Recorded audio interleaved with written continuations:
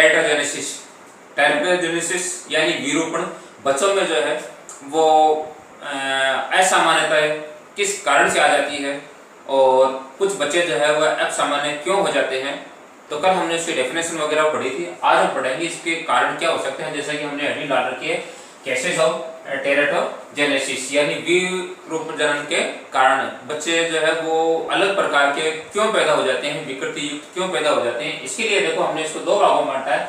एक सबसे पहले हमने पार्ट बांटा है यहाँ पर ये कि पहला कारण जो होता है इसको जेनेटिक्स कारण हो सकता है कि जेनेटिक्स कारण की वजह से जो है यानी आनुवंशिक कारक कुछ इस प्रकार से हो सकते हैं जिसकी वजह से बच्चों में कुछ असामान्यताएं पैदा हो जाती है। दूसरा आपके पास में है एनवायरमेंटल फैक्टर्स यानी पर्यावरणीय कारक, यानी कुछ पर्यावरण में कुछ इस प्रकार के फैक्टर हो सकते हैं जिसकी वजह से जो है वो बच्चों के अंदर असामान्यता हो जाती है। सबसे पहले अपने यहाँ लेते हैं कि जेनेटिक्स फैक्टर्स यानी आनुवंशिक कारक। देखिए आनुवंशिक कारक वो कारक होते हैं जो बच्चों के या उनके पेरेंट्स के जीन से जुड़े होते हैं। जीन है या क्रोमोसोम्स के कारण जो विकार उत्पन्न होते हैं उसको हम कहते हैं जेनेटिक्स फैक्टर्स।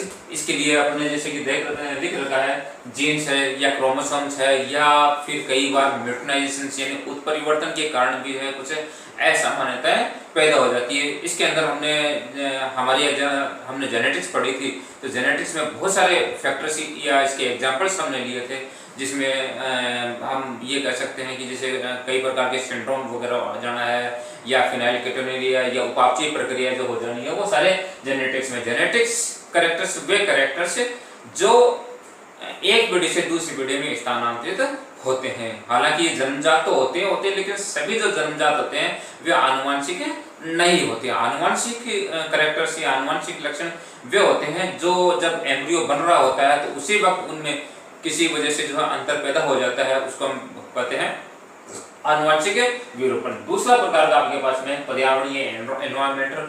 मोस्टली हम जो यहाँ विरूपण जनन के अंदर जो है या टेरेटोजेनेसिस के अंदर है ये पर्यावरणीय कारकों का हम अध्ययन करते हैं। यानी पर्यावरणीय एनवायरमेंटल फैक्टर कौन कौन से हो सकते हैं। सबसे पहले हम बातचीत करते हैं जैविक कारक यानी कुछ जीवों के कारण जो है एम्ब्रियो के अंदर या भ्रूण के अंदर जो है वो टेरेटोजेनेसिस या असामान्यता उत्पन्न हो जाती है। इसके अलावा विकिरण जैसे रेडिएशंस वगैरह ये भी कुछ ऐसे कारक है जो भ्रूण के ऊपर जो है वो प्रतिकूल प्रभाव डालते हैं। इसके अलावा यांत्रिक विक्षोभ है, टेम्परेचर का अधिक हो जाना है या कुछ केमिकल्स है, कुछ ड्रग्स। इसमें देखिए सबसे ज्यादा जो महत्वपूर्ण या अभी वर्तमान के अंदर जो है सबसे ज्यादा जो टेरेटोजेनेसिस या बच्चों में जो विकृतियां आ रही है वो संभवतः ड्रग्स के कारण आ रही है, क्योंकि हम किन्हीं वजह से या किसी भी कारण की वजह से औषधियों का निरंतर उपयोग हम गर्भावस्था के अंदर करते रहते हैं। एक बड़ा कारण है कुपोषण। कुपोषण का मतलब ये होता है कि प्रॉपर रूप से संतुलित आहार का न मिल पाना। सामान्यतः हम कुपोषण का अर्थ इससे लगाते हैं कि संतुलित भोजन या भोजन में आवश्यक तत्वों की कमी का हो जाना, लेकिन यहाँ कुपोषण से मतलब ये भी है कई बार हम किसी विशिष्ट संतुलित भोजन के किसी विशिष्ट अवयव को ज्यादा काम में लेते हैं, दूसरे की कमी कर देते हैं, तो वो भी कुपोषण की श्रेणी के अंदर जाता है। ये सारे कारकों को हम यहाँ अलग अलग पॉइंटों के अंदर लेकर के यहाँ पढ़ेंगे। सबसे पहले है उत्परिवर्तित जीन, यानी जीन के अंदर यानी इन कारकों में के कारण जो है जीन में कुछ परिवर्तन आ जाता है। जीन में परिवर्तन आ जाने की वजह से उत्परिवर्तन हो जाता है, जिसमें अपन कहते हैं अल्ट्रावायलेट जो है रेज, पराबैंगनी विकिरणें, ये जो है वो जीनों के अंदर जो है उत्परिवर्तन पैदा कर देती है। इसके अलावा हम देखते हैं एक्सरे है, गामा किरणें हैं, कॉस्मिक किरणें हैं, हाई टेम्परेचर है। तो ये कुछ कारक है जो धीरे धीरे जो है जीन के ऊपर प्रतिकूल प्रभाव डालते हैं और सामान्य भ्रूण जो पैदा होने वाला भ्रूण है उसके अंदर जो है स्थायी रूप से कुछ न कुछ कमियां या असामान्यता उत्पन्न कर देते हैं। ये आपने महसूस किया होगा कि कई बार जैसे एक्सरे मशीन में किसी व्यक्ति का एक्सरे करवाना होता है तब आपको उस रूम से बाहर निकाल दिया जाता है, क्योंकि एक्सरे किरणें जो होती है वो हमारे लिए काफी नुकसानदायक होती है। तो ये सारे उत्परिवर्तित जीन के कारण होता है।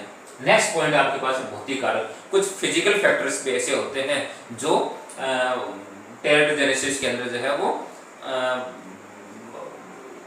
इसके अंदर वृद्धि कर देते हैं, जिसके अंदर अपन देखते हैं वही एक्स किरण आ गई या गुणसूत्र या डीएनए में। यानी ये क्या होता है, जैसे कई बार एक्स किरणें हैं या गामा किरणें हैं या कॉस्मिक किरणें हैं या हाई टेम्परेचर जो है वो गुणसूत्र के डीएनए को तोड़ करके, गुणसूत्र या डीएनए को तोड़ करके उसके अंदर घुस जाते हैं और उसमें परिवर्तित कर देते हैं। उसकी वजह से कई प्रकार के सिंड्रोम है या रोग वगैरह उत्पन्न हो जाते हैं। जैसे हमने पढ़ा है जेनेटिक्स के अंदर जो है क्लाइफेंडर सिंड्रोम, ठीक है। क्लाइफेंडर सिंड्रोम जो है वो किसकी वजह से होता है, ये गुणसूत्रीय विपथन के कारण होता है। इसमें एक गुणसूत्र की संख्या जो है वो बढ़ जाती है, कौन से, लिंगी गुणसूत्रों की। इसके अलावा है टर्नर सिंड्रोम। टर्नर सिंड्रोम के अंदर क्या होता है, गुणसूत्र जो है वो एक कम हो जाता है, यानी 46 के स्थान पर कितने गुणसूत्र हो जाते हैं, मनुष्य के अंदर 45 गुणसूत्र हो जाते हैं। तो ये क्लाइफेंडर सिंड्रोम और टर्नर सिंड्रोम दोनों जो है वो कौन से का उदाहरण है, लिंगी गुणसूत्रों की असुगुणता का उदाहरण है। सामान्य रूप से ये दोनों प्रकार के जो सिंड्रोम्स है ये या इससे ग्रसित जो रोगी होते हैं उनको सामान्य रूप से हम बांझ कहते हैं, या जिसको हम ट्रांसजेंडर कहते हैं, जो बच्चे पैदा नहीं कर पाते। क्यों, क्योंकि इनमें जनन अंगों वगैरह का या अन्य जो भी उसके लैंगिक जो लक्षण होते हैं उनका अभाव होता है। इसके अलावा डाउन सिंड्रोम भी इसी का एग्जाम्पल्स है, या इसी की वजह से डाउन सिंड्रोम भी हो जाता है। लेकिन डाउन सिंड्रोम जो है वो लिंगी गुणसूत्रों की असुगुणता नहीं है, बल्कि अलिंगी गुणसूत्रों की असुगुणता के कारण उत्पन्न हो जाता है। आपको पता होना चाहिए कौन सी जोड़ी, ये जो होता है वो आपके पास में लिंगी गुणसूत्रों की जो है वो 23वीं जोड़ी की वजह से, और ये जो है 21वीं जोड़ी की असुगुणता के अंदर हो जाता है। इसमें भी एक गुणसूत्र जो है वो बढ़ जाता है, कौन सी जोड़ी में, अलिंगी गुणसूत्र, यानी 21वीं जोड़ी के अंदर ये हो जाता है। इसके बाद हम देखते हैं कि रासायनिक कारक। रासायनिक कारक कौन से होते हैं, रासायनिक कारक या केमिकल फैक्टर्स। केमिकल फैक्टर्स जो होते हैं ये मोस्टली जो है वो इस टेरेटोजेनेसिस के अंदर महत्वपूर्ण भूमिका निभाते हैं। क्यों, क्योंकि हम प्रत्यक्ष या अप्रत्यक्ष रूप से जो है इन रासायनिक कारकों से जुड़े हुए हैं। आज विश्व की जनसंख्या बढ़ रही है, बढ़ती जनसंख्या के साथ में हमें खाने के लिए या अन्य कार्यों के लिए उत्पादों की अधिक आवश्यकता पड़ती है, या फिर जो है हम जैसे फैक्ट्रियां वगैरह या हमें औद्योगिकरण की वजह से फैक्ट्रियां वगैरह चलानी पड़ती है, या बहुत सारे पदार्थ जैसे कॉस्मेटिक पदार्थ वगैरह है उनको हमें काम में लेना होता है। आप जानते हो जैसे हम कीटनाशकों का उपयोग जो फसलों के अंदर कीटों को मारने के लिए अक्सर करते हैं। इसके अलावा ड्रग्स, औषधियाँ, आज हमें हर कदम पर जब बच्चे यानी माता गर्भवती नहीं होती है तब से वो ड्रग्स की दवाएं लेनी शुरू करती है, और जब तक डिलीवरी नहीं हो जाती तब तक वो ड्रग्स कंटिन्यू लेती रहती है। इसके अलावा खरपतवारनाशी, यानी फसलों में से जो है खरपतवार को नष्ट करने के लिए हम खरपतवारनाशी रसायनों का उपयोग करते हैं। हम केमिकल फर्टिलाइजेशन यानी रासायनिक उर्वरकों का फसल बढ़ाने के लिए अधिक से अधिक जो है उसका उपयोग करते हैं। औद्योगिक फैक्ट्रियों से निकलने वाला जो रसायन है वो भी इसी प्रकार के रासायनिक कारकों के अंदर आता है। यानी ये सारे वे कारक है जो किसी न किसी प्रकार से रासायनिक पदार्थों की श्रेणी में आते हैं और हमें नुकसान पहुंचाते हैं। लेकिन यहाँ हम जो सारे नुकसान की बातचीत कर रहे हैं ये केवल और केवल गर्भवती माताओं में या जो गर्भ के अंदर जो पड़ने वाले इफेक्ट के बारे में यहाँ पर अध्ययन कर रहे हैं। इसके अलावा बहुत सारे एल्कोलॉइड्स हमें प्राप्त होते हैं। एल्कोलॉइड्स में जैसे मॉर्फिन है आपके पास में, या एल्कोलॉइड में आ जाते हैं, एस्प्रिन वगैरह आ जाती है, या कई नशीले वगैरह पदार्थ आ जाते हैं। तो एल्कोलॉइड्स का उपयोग जो है हम दर्दनाशी के रूप में या मेडिसिन के रूप में लेते हैं। पादपों से प्राप्त एल्कोलॉइड्स जो होते हैं ये भी कई बार जो है वो गर्भ अवस्था के अंदर, गर्भवती महिला के अंदर जो है वो टेरेटोजेनेसिस का कारण बनते हैं। इसके अलावा जंतु और पादपों व कवकों के द्वारा भी कुछ इस प्रकार के रासायनिक पदार्थ या जिसको हम कह सकते हैं जहरीले पदार्थ प्राप्त होते हैं कई प्रकार के कवकों से या पादपों से। आपने देखा होगा कई प्रकार के पादपों की फलियां या पत्तियां या पादपों की घास खा जाने की वजह से जो है वो पशु जो है वो समाप्त हो जाते हैं, मृत्यु को प्राप्त हो जाते हैं। इसके अलावा कवक है वो हमारे अंदर विभिन्न प्रकार के रोग फैलाते हैं, तो ये भी होता है। और इसके अलावा हम देखते हैं कि जंतुओं से भी कई प्रकार के रासायनिक पदार्थ निकलते हैं जो इस टेरेटोजेनेसिस को जो बढ़ाने में मदद करते हैं। तो इस प्रकार से हम देखते हैं कि यहाँ से भी कई प्रकार के रासायनिक पदार्थ जो है जहरीले पदार्थ निकलते हैं जो किसी न किसी प्रकार से नुकसान हमें पहुँचाते हैं। जैसे यहाँ रासायनिक पदार्थों की अगर हम बातचीत करते हैं तो हमने एक एग्जाम्पल यहाँ दे रखा है कि अमेरिका में रॉकी माउंटेन क्षेत्र में होने वाली विशिष्ट प्रकार की वनस्पतियाँ जिसका नाम हमने दे रखा है वेरेंट्रम कैलिनोफोर्नियम, जो कि एक विशेष प्रकार की वहाँ पर उगने वाला जो पादप या घास है जिनको वहाँ की भेड़ें जब खाती है तो उनके अंदर है साइक्लोप्स नामक जो है वो बीमारी हो जाती है। अब साइक्लोप्स नामक बीमारी कल भी हमने पढ़ी थी, क्या होती है साइक्लोप्स? साइक्लोप्स का मतलब ये होता है जैसे मनुष्य का साइक्लोप्स हमने पढ़ा था। साइक्लोप्स का मतलब ये होता है कि जो दोनों हमारी आंखें हैं वो कहीं एक जगह यानी शीत के केंद्र में जाकर के कहीं स्थित हो जाती है या आभासी नेत्र के रूप में उपस्थित हो जाती है। तो ये भी इसी का एक उदाहरण है, ये भी एक टेरिटोजेनेसिस का ही एक एग्जाम्पल है। इसके अलावा जैव आवर्धन बायोमैग्निफिकेशन आपने बहुत अच्छी तरीके से पढ़ा होगा कि जितने भी हम रसायन वगैरह या रासायनिक खाद है या उर्वरक जो है हम काम में लेते हैं, ये इनका जो है वो निष्पादन या निस्तारण आसानी से नहीं हो पाता है। हम जरूर पेड़ पौधों को या फसलों को इसको देते हैं, लेकिन पानी के साथ में बह करके ये कहाँ चले जाते हैं, जलाशय में चले जाते हैं। जलाशय में फिर जो है वो जैसे जीव जंतु पानी पीते हैं तो उनके अंदर चले जाते हैं, पक्षियों के अंदर चले जाते हैं, पशुओं के अंदर चले जाते हैं और वहां जाकर के धीरे धीरे ये इकट्ठा होते रहते हैं। देखिए आप देख रहे हैं कि बहुत सारे पक्षियों की प्रजातियां, पहले हम बाज और कौवे बहुत ज्यादा देखते थे यहाँ पर, लेकिन शायद ही आज कोई बाज हमें देखने को यहाँ पर मिलता है। क्यों? क्योंकि इन रसायनों की वजह से उनके अंदर जो है वो रासायनिक पदार्थों की मात्रा धीरे धीरे बढ़ती गई और उनका जो है, जिसे हम ये मानते हैं कि इस रासायनिक उर्वरकों की वजह से धीरे धीरे उनमें जाकर के या जैव आवर्धन हो जाने की वजह से उनके जो कैल्शियम कार्बोनेट जो बढ़ने की जो कैपेसिटी जो होती है, या अपन यूँ कहें कि अंडे का जो खोल बनाने वाला जो कवच होता है कैल्शियम कार्बोनेट का, वो धीरे धीरे कमजोर हो गया और कमजोर होने से अब जब अंडे प्रॉपर रूप से नहीं बच पाएंगे तो उनकी जातियां कैसे बच पाएंगी। तो ये जैव आवर्धन भी ये बड़ा कारण है। इस कारण जो है यानी हम ये कह सकते हैं रासायनिक कारकों की वजह से जो जैव आवर्धन या ये टेरिटोजेनेसिस जो है भ्रूण के अंदर विभिन्न प्रकार की जो है वो असामान्यता पैदा हो जाती है। अब इसके बाद में ये है कि ये आपने देखा है विरूपजन, लेकिन एक कारक होता है विशिष्ट प्रकार के, यानी इन सबको हम क्या बोलते हैं, एक कारक होता है जिसको अपन बोलते हैं विरूपजन। विरूपजन का मतलब वे फैक्टर्स या वे कारक जो विरूपजन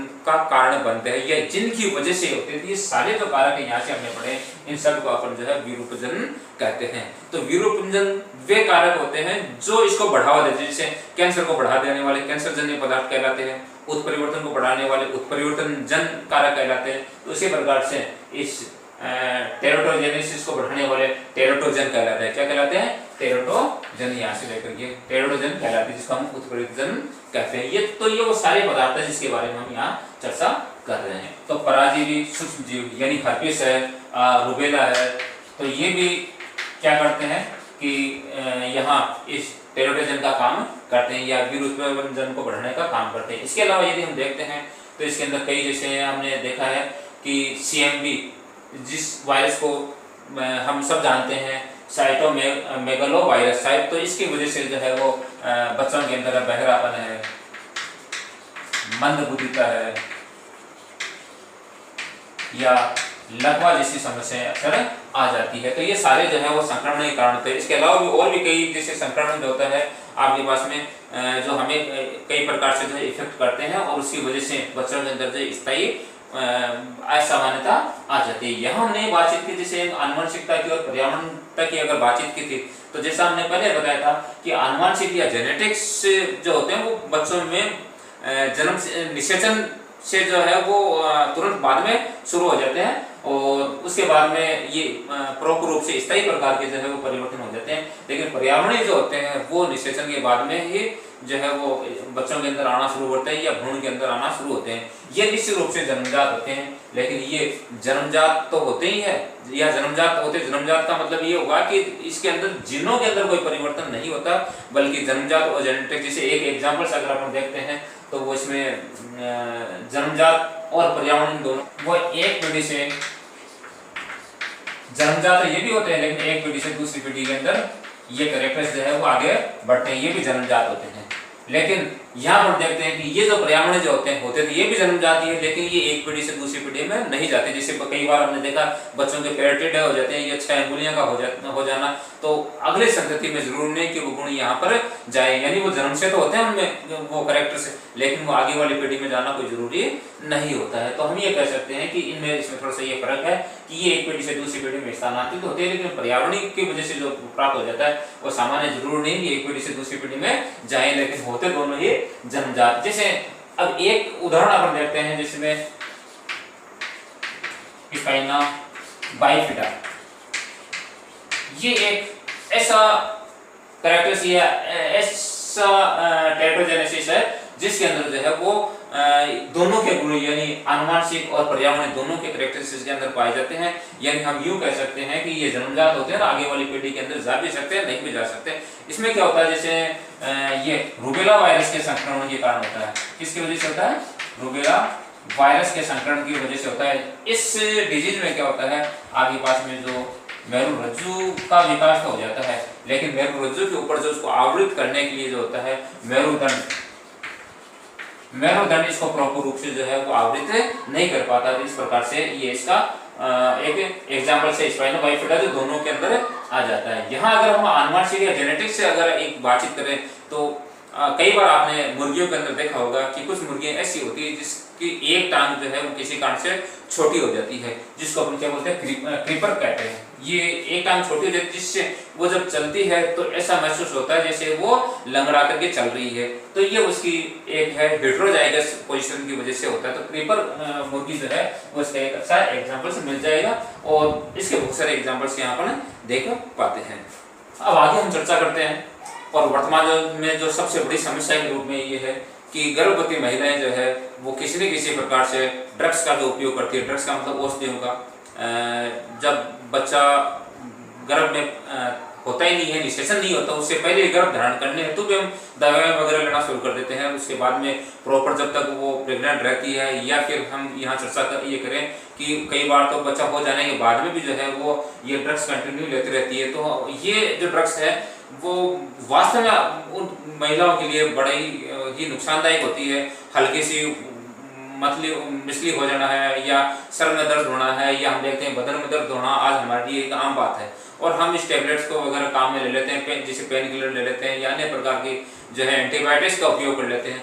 हमारे लिए तो ये ठीक है, कोई दिक्कत नहीं है, कोई ज़्यादा नुकसान नहीं होता है। लेकिन गर्भवती महिलाओं के लिए ये बड़ा नुकसान पैदा करती है। गर्भवती महिलाओं में जो पल रहा है, गर्भ जो पनप रहा है या पल रहा है, उसके लिए बड़े नुकसानदायक जो होता है और वो बच्चों के अंदर विशेष रूप से जो है वह असामान्यता पैदा कर देती है। हम देखते हैं ये बहुत सारी दवाइयाँ जो हम बिना डॉक्टर के प्रिस्क्रिप्शन के मिल जाती है, बिना डॉक्टर के पर्ची के मिल जाती है और हम बिना डॉक्टर की सलाह के उसको ले लेते हैं। तो ये एक काफ़ी जो है वो गंभीर समस्या है, हमें इस प्रकार से नहीं करना चाहिए। हम यहाँ ये चर्चा करते हैं कि कुछ विशेष प्रकार के जो एंटीबायोटिक्स या हम ये कह सकते हैं कि जो पेन किलर वगैरह है, ये सारी जो है वो किस प्रकार से गर्भ को जो है नुकसान पहुंचाते हैं। यहाँ हम सामान्य रूप से जैसे एंटीबायोटिक्स की बातचीत करते हैं तो यहाँ हम देखते हैं कि स्ट्रेप्टोमाइसिन है, टेट्रासाइक्लिन है, डॉक्सीसाइक्लिन है, ये एस्पिरिन वगैरह है। ये दवाइयाँ हम अक्सर जो है वो लेते हैं। तो ये काफ़ी बच्चों के लिए काफ़ी नुकसानदायक या पनप रहे भ्रूण के लिए काफ़ी नुकसानदायक हो सकती है। कैसे? जैसे हम एक एक ले लेते हैं। सबसे पहले काफ़ी रूप में प्रचलित प्रकार के जो एंटीबायोटिक है स्ट्रेप्टोमाइसिन। स्ट्रेप्टोमाइसिन अगर कोई महिला कंटिन्यू या कई दिनों तक लेती रहती है तो ये देखा गया है कि जो गर्भ है, गर्भ का जो कर्ण तंत्रिका तंत्र जो है वो जो या सुनने की कर्ण तंत्रिका तंत्र का मतलब ये हो गया कि सुनने से संबंधित जो है क्षमता कम हो जाती है और बच्चा सामान्यतः बहरा हो सकता है। इसके अलावा हम देखते हैं टेट्रासाइक्लिन और डॉक्सीसाइक्लिन, ये लगभग मिलते जुलते से दोनों एंटीबायोटिक्स है, इसलिए हमने इस दोनों को एक साथ ले लिया, टेट्रासाइक्लिन और डॉक्सीसाइक्लिन। ये अगर कंटिन्यू कोई गर्भवती महिला लेती है तो उसमें जैसे अस्थियों का रंगीन हो जाना, क्योंकि हम जानते हैं कि अस्थियां जो बोन्स वगैरह जो होती है वो कैल्शियम कार्बोनेट की होती है। कैल्शियम कार्बोनेट का होने का मतलब बिल्कुल वाइट होनी चाहिए, लेकिन यहाँ पर इनके डॉक्सीसाइक्लिन और टेट्रासाइक्लिन के उपयोग से अस्थियों के अंदर जो है, हड्डियों के अंदर, बोन्स के अंदर कैल्शियम कार्बोनेट की कमी हो जाती है तो अस्थियां या बोन्स है कुछ रंगीन हो जाती है। कई बार हमने देखते हैं कि दांत जो है वो बच्चों के अंदर अनुपस्थित होते हैं, या फिर ये हम कह सकते हैं कि कई सालों तक उसमें दांत नहीं आते हैं, या कई बार तो ऐसा भी कई बच्चों में देखा गया कि जिंदगी भर दांत नहीं आते थे, इसी कमी से होता है। इसके अलावा दांत जो है वो पीले हो जाते हैं। तो इस प्रकार से जो है वो लक्षण यहाँ पर देखने को मिलते हैं। इसके अलावा हम थर्ड प्रकार का देखते हैं तो थैलिडोमाइड। थैलिडोमाइड का मतलब ये हो गया कि कुछ विशेष प्रकार की से जैसे कुछ इस प्रकार के ये शामक प्रकार के यानी दर्द निवारक प्रकार के जो है वो पदार्थ होते हैं जो हमें काफी नुकसान पहुंचाते हैं। गर्भवती महिलाएं जब इसको कंटिन्यू काम में लेती है, हल्का सा जैसे बदन में दर्द हुआ या वॉमिटिंग हो जाती है या अन्य प्रकार की कोई दिक्कत होती है तो थैलिडोमाइड रसायन को काम में ले लेती है, जिससे बच्चों के ऊपर प्रतिकूल प्रभाव पड़ता है, भ्रूण के ऊपर प्रतिकूल प्रभाव पड़ता है। इसमें क्या होता है, जैसे आपने देखा हो कई बार हम देखते हैं कि बच्चे के दिल के अंदर छेद होता है, तो इसी कारण होता है। इसके अलावा कुछ पार्ट्स जो है वो अधूरे, यानी ऑर्गन्स जो है वो अधूरे बनते हैं। कई बार कान का अनुपस्थित हो जाना, जैसे मैंने कल भी बताया था आपको कि कान जो है वो नहीं होते हैं, कर्णपुल्लव या अधूरे हो जाते हैं। भुजाएं जो अधूरी, जैसे यहाँ तक जो होती, हमने इसमें या डायग्राम में भी दिखाया हुआ है, तो उस प्रकार से अधूरी, जैसे ये बच्चा जो होता है वो कछुआ जो होता है, कछुआ जैसा ये दिखाई देता है, तो ये एक बड़ी गंभीर समस्या है। इसके बाद में कुछ रसायन से, जैसे लिथियम का ये हमने कैरेक्टरिस्टिक देखा है कि अगर लिथियम का सेवन कंटिन्यू किया जाए तो बनने वाला जो भ्रूण है वो साइट्रिक प्रकार का होगा। साइट्रिक का मतलब मानसिक रूप से कमजोर हो सकता है। इसके अलावा है फिर वेलप्रोएट प्रकार के रसायन से एनटीडी न्यूरल ट्यूब डिजीज, इसको हम लिख लेते हैं न्यूरल ट्यूब डिजीज यानी बीमारी। तो इस प्रकार की जो है वेलप्रोएट का कंटिन्यू अगर हम सेवन करते हैं तो न्यूरल ट्यूब डिजीज हो जाती है। इसके अलावा एल्कोहल, आजकल सामान्य रूप से लोग इसको सोमरस मान करके, पता नहीं क्यों इसका प्रचलन जो है वो पुरुषों में और महिलाओं के अंदर जो है काफी रूप से बढ़ता जा रहा है। एल्कोहल जो होता है वो नशे के रूप में जो है महिलाएं भी आजकल जो काम में लेती हैं, लेकिन गर्भवती महिलाएं जब इसको कंटिन्यू काम में लेती है तो जो है गर्भ जो है पनप रहा जो गर्भ है उसके ऊपर प्रतिकूल प्रभाव पड़ता है। जैसे सामान्य रूप से इस प्रकार से जो बच्चा प्राप्त होता है उसमें सामान्यतः आईक्यू की कमी होती है, या फिर FAS डिजीज। FAS का मतलब ये हो गया, जैसे FS का अगर पूरा नाम लिखना चाहिए अपन तो फिर यहाँ लिख देते हैं हम, ये ऊपर वाला हो गया।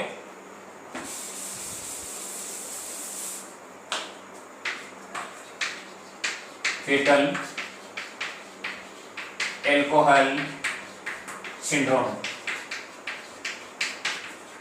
इस प्रकार की डिजीज हो जाती है। ऊपरी होठ, आपने देखा हो कई बार व्यक्ति का जो है, हालांकि आजकल बहुत कम होने लगे, लेकिन व्यक्ति का जो ऊपरी जो होठ होता है वो कुछ संकरा होता है, ये बीच में से जो हल्का सा कटा हुआ होता है, ये भी एक प्रकार का जो है टेरेटोजेनेसिस का एक एग्जांपल से हो जाएगा। इसके बाद में हम देखते हैं रेटिनोइक एसिड वैसे से विटामिन ए। वैसे तो हम मानते हैं कि विटामिन ए हमारे शरीर के लिए काफी जरूरी चीज है, लेकिन गर्भ अवस्था में महिलाओं के द्वारा इसका अत्यधिक उपयोग करने से, ये ज्यादा उपयोग करने से जो है इसमें भ्रूण के अंदर कुछ कमी आ जाती है, जिससे त्रुटिपूर्ण कर्ण का हो जाना, कान जो है वो अधूरा या कटा-फटा हो सकता है, जबड़ा अनुपस्थित हो सकता है या छोटा हो सकता है, केंद्रीय तंत्रिका तंत्र में त्रुटि हो सकती है, सीनस के अंदर जो है सेंट्रल नर्वस सिस्टम की जो त्रुटि हो सकती है। विटामिन ए हालांकि हम जानते हैं कि बच्चों के लिए बहुत जरूरी है, तो वो तो बच्चा जब ग्रोथ कर रहा होता है उसके बारे में जरूरी है, लेकिन गर्भ अवस्था में इसका उपयोग नहीं करना चाहिए। हम देखते हैं कई बार जब मुहासे वगैरह हो जाती है या छाइयाँ वगैरह पड़ जाती है तो विटामिन ए को काम में लिया जाता है। इसके बाद में है एमिनोट्रोपिन, ये शायद नाम सुना होगा आपका। एमिनोट्रोपिन ये सामान्यतः वो औषधि है जो महिलाएं गर्भपात करने के काम में लेती है, यानी गर्भपात करवाने हेतु इन दवाइयों को काम में लिया जाता है। तो सामान्य रूप से जब गर्भपात हो जाता है तब तो कोई दिक्कत नहीं, लेकिन कई बार क्या होता है कि ये एमिनोट्रोपिन औषधियां या रसायन काम में लेने के बाद भी गर्भपात नहीं हो पाता है और वो बच्चा जो है वो ठहर जाता है, वो प्रॉपर रूप से फिर अपनी गर्भ अवस्था पूर्ण करके जो है वो डिलीवरी को प्राप्त होता है। तो उस वक्त अगर ये हमने एमिनोट्रोपिन पहले से अगर ले रखी है और वो बच्चा अगर गर्भपात के द्वारा बाहर नहीं निकलता है तो उस बच्चे के अंदर किसी न किसी भाग के अंदर कोई न कोई कमी हो जाएगी, हो सकता है जैसे कोई अंग उसमें जो है वो अनुपस्थित हो या त्रुटिपूर्ण हो या मानसिक रूप से मंदिरता हो, तो किसी प्रकार से इस बच्चे में किसी न किसी प्रकार की कमी हो जाती है। तो सामान्यतः ये ध्यान रखने की बात है कि हमें गर्भपात की जो दवाइयाँ हैं या मेडिसिन है वो बहुत ही सोच समझ के लेनी चाहिए, और यदि हमने एक बार ले ली है तो फिर वो गर्भपात होना ही चाहिए। अन्यथा क्या होगा कि हमने गर्भपात की अगर दवाई ले रखी है और गर्भपात प्रॉपर न हुआ तो काफी अधिक संभावना है कि वो बच्चा है वो किसी न किसी त्रुटिपूर्ण जो है वो पैदा होने की संभावनाएं होती है। इसके बारे में लास्ट अगर हम, हालांकि और भी है लेकिन मुख्य रूप से लास्ट की अगर हम बातचीत करें तो देखिए ये एक बड़ा नाम है लिसर्जिक एसिड डाइएथिलमाइड, ये आपने पहले ही पढ़ा होगा, इसको सामान्य रूप से हम LSD के नाम से जानते हैं, लिसर्जिक एसिड डाइएथिलमाइड यानी LSD। इसको सामान्य रूप से हम प्रॉपर रूप से इस नाम में इसको याद कर सकते हैं। जैसे ये जो रसायन है ये सामान्यतः मनुष्य के अंदर जो है वो भ्रांति पैदा करने के लिए, या जैसे उसको ये लग रहा है वहम पैदा करने के लिए या शक पैदा करने के लिए इसका उपयोग किया जाता है। जैसे कई बार ये देखते हैं कई बच्चों को ये लगता है कि अभी भी मैंने भूत देखा है, या उसको वहम होने लग जाता है, तो वहम के लिए ये काम में लेते हैं। तो ये अगर इसका उपयोग करने से व्यक्ति में इस प्रकार से वहम जैसी समस्याएं हो जाती है। तो ये क्या होता है, एक हम ये कह सकते हैं निश्चयता के रूप में, निश्चयता का मतलब होता है बेहोश करने वाली दवा के रूप में भी इसको काम में लिया जाता है, क्योंकि उस वक्त क्या होता है कि सेंट्रल नर्वस सिस्टम जो है प्रॉपर रूप से काम में नहीं कर पाता है। तो उसमें भी क्या होता है कि सामान्यतः हाथ पैर की विकृतियां इसके अंदर आ जाती है अगर इसका कंटिन्यू प्रयोग किया जाए। तो इसलिए इस मेडिसिन का इस रसायन का उपयोग हमें आवश्यकता से ज़्यादा नहीं करना चाहिए, या बार बार जैसे कई बार हम ऑपरेशन करते हैं तो ऑपरेशन करते वक्त बेहोश करने के लिए संभवतः इसको भी काम में लेते हैं। ये हमने ये अक्सर देखा है कि वे बेचारे नर्सें जो डिलीवरी में या महिलाओं की डिलीवरी जो करवाती है या वहाँ उनको बेहोश करना पड़ता है, तो वहाँ पे क्या होता है कि इस रसायन का ज़्यादातर उपयोग किया जाता है। तो वो महिलाएं भी जो है हालांकि वो उसका उपयोग नहीं करती, लेकिन इसकी गंध या स्मेल जो निकलती है या इससे जो कुछ रसायन जो निकलता है वो उस महिलाओं को यानी उन नर्सों को भी इफेक्ट कर देता है। इसलिए कई बार हमने देखा है कि उन नर्सों में परिचायिका में जो डिलीवरी करवाते हैं उनमें भी बच्चों के अंदर कुछ विशेष प्रकार की जैसे हाथ पैरों की विकृतियां की त्रुटियां पैदा हो जाती है। तो हमें इस प्रकार से इन रसायनों का जो उपयोग है वो कम से कम ये आवश्यकता पड़ने पर ही या डॉक्टर की सलाह पर करना चाहिए। इसके अलावा मैं आपको कुछ और बातें बताना चाहूँगा। आजकल की जो महिलाओं में या पुरुषों में एक फैशन सा बन गया है कि हम बहुत सारी जो है ये गुटखे वगैरह या पान वगैरह खाते हैं। तो इनमें क्या होता है, इनमें भी किसी न किसी प्रकार का रसायन होता है, और जो महिलाएं गुटखा खाती है, विशेष रूप से गर्भवती महिलाएं जो गुटखा खाती है, उनके लिए जो है गर्भ पर बहुत ही अधिक प्रतिकूल प्रभाव पड़ता है, और वो बच्चे किसी न किसी या इसी प्रकार की विकृति से ग्रसित हो सकते हैं। मानसिक कमी हो सकती है, शारीरिक कमी हो सकती है, या और हो सकता है उसमें जेनेटिक्स कमी भी हो सकती है। तो बहुत सारे करैक्टर्स ऐसे हैं जो हम इन रसायनों के उपयोग की वजह से जो महिलाओं में या महिलाओं के द्वारा ग्रहण करने पर बच्चों के अंदर हो जाता है। तो विशेष रूप से हमें ध्यान रखना है कि आवश्यकता होने पर ही, अति आवश्यक होने पर ही हमें ड्रग्स का उपयोग करना चाहिए, अन्यथा हमें ड्रग्स का उपयोग नहीं करना चाहिए, हमें बचना चाहिए, और आवश्यकता हो तो हमें डॉक्टर की सलाह के ऊपर ही इन चीज़ों को काम में लेना चाहिए। नेक्स्ट जो पॉइंट आया हुआ है परजीवी सूक्ष्मजीव। परजीवी सूक्ष्मजीव यानी कुछ सूक्ष्मजीवों की वजह से या परजीवियों की वजह से भी जो है वो ये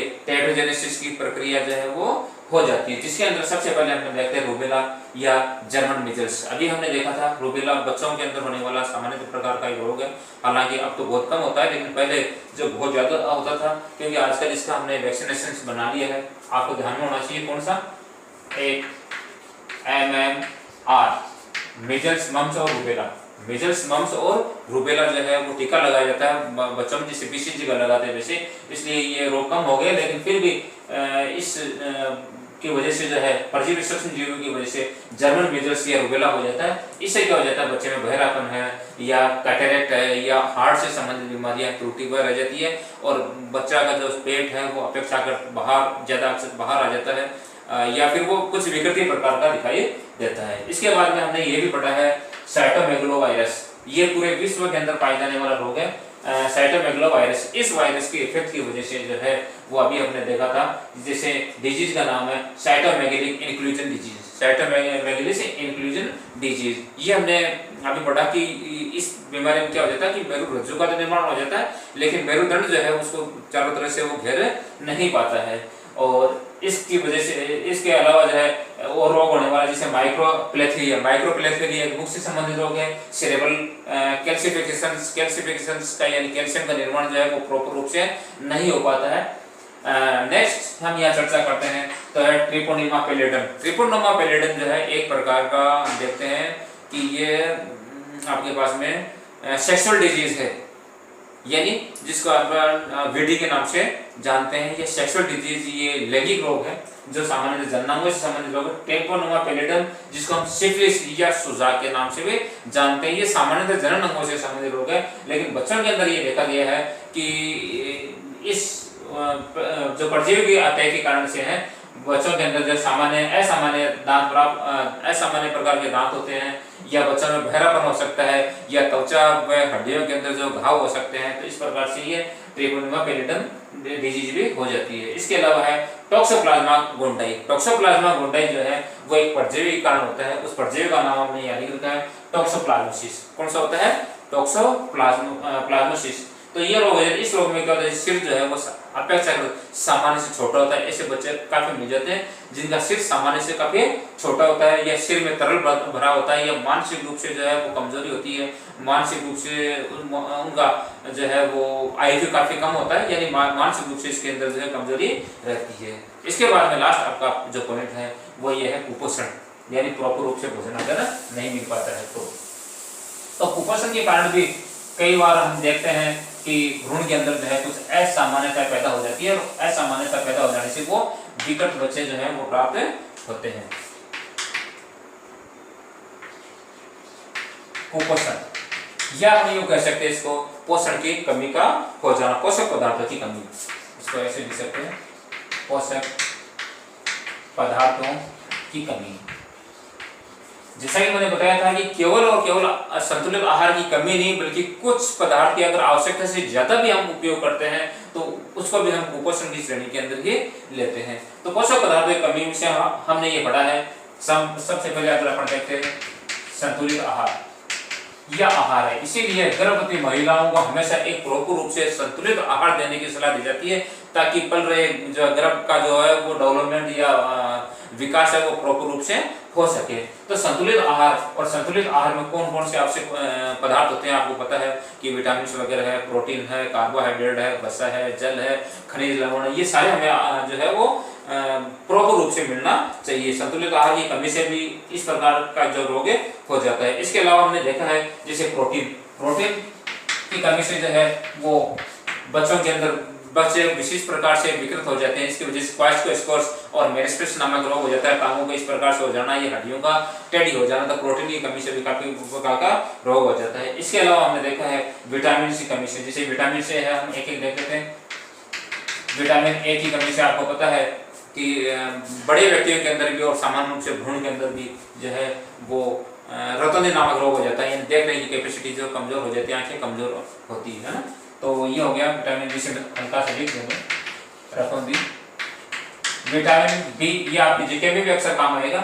विटामिन बी की कमी से बेरी नामक रोग, यानी ये विटामिन बी एक पूरा समूह है, जिसे विटामिन B1 है, B2 है, B6 है, B12 है, अलग प्रकार का। जैसे आपने देखा होगा सर्दियों में जो हमारे होंठ फट जाते हैं, जिसको राइबोफ्लेविन की कमी की वजह से, या फिर त्वचा का कहीं फट जाना है, हम देखते हैं कई बार त्वचा जो है खुरदरी वगैरह हो जाती है। तो ये बड़ा एक समूह है। इसके बाद में विटामिन सी की कमी से स्कर्वी नामक रोग हो जाता है। स्कर्वी यानी ये दांतों या मसूड़ों से संबंधित जो रोग है ये हो जाता है। विटामिन डी की कमी से जो है वो रिकेट्स नामक रोग हो जाता है। हालांकि ये फ्री में मिलने वाला विटामिन से सूर्य के प्रकाश में इसकी